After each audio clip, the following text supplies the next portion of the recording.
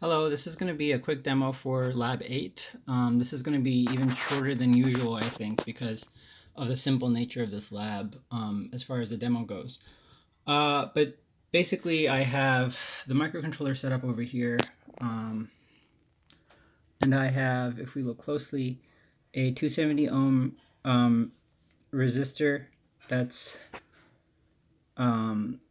sharing a node with the capacitor, and then we have the output of this guy going into scope B over here, and then the PWM signal is coming from the microcontroller over here, the white wire, which is also being probed by scope B on channel 2.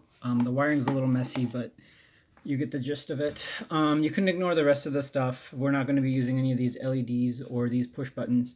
I'm actually using the blue push button here to toggle between the two different modes. So I'll just be demonstrating that. So here I already have the signal generator up and running. But if I do a single stop on this guy, we can see that the output of the capacitor junction is a sine wave. I'll go ahead and turn this back on, and I'll turn channel 2 on. I need to reduce the... So if we look here, you can see the PWM signals toggling on and off to generate that sine wave. And I'll go ahead and reduce the...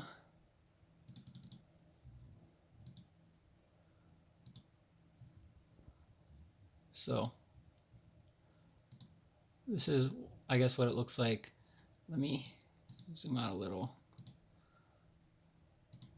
Scopy is not the best software to be doing this. If I had an oscilloscope, that'd be much better, but I don't have one at home. But you can see the signal toggling on and off, and then you can see the capacitor charging and discharging really fast. But if we were to zoom out, you have a pretty nice and clean looking sine wave, I think.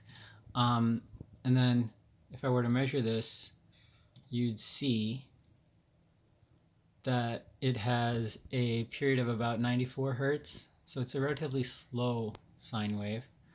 And then I'll let this run for a second. And if I go ahead and toggle it, it switches over to a triangle wave, which I'll do a single run on here.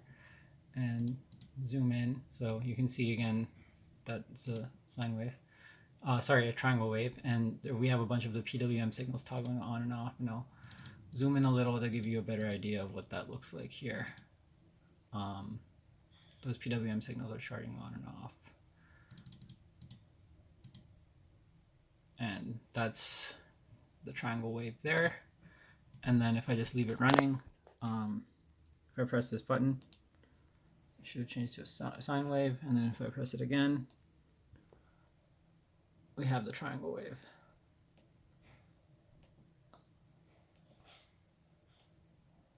I think that completes the requirements for this lab.